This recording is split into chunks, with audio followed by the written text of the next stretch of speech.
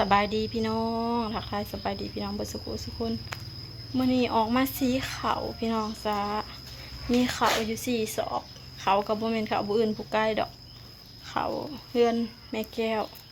4 ศอกจ้ะมื่อนี้อากาศแบบสุดๆเลยความร้อนพี่น้องแดดแบบว่าท้องฟ้าแบบแจ่มใสแบบบ่มีก้อนเมฆแค่ก่อนเลยแจ้งก้างป้างแดดก็เด็ดแท้สีเขาก็แลนออกแลนเขาทันหอนแบบนี้แลนออกกับแลนเขาก็ทอกันโฮงสีก็ได้มันหอนเนาะ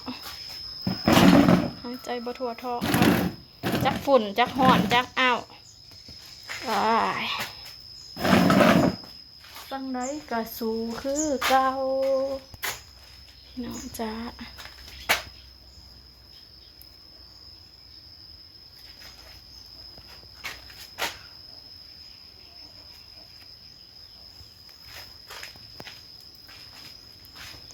สิมันเริ่มสีกันเลยเขา4 สอบแต่สอบเยอะ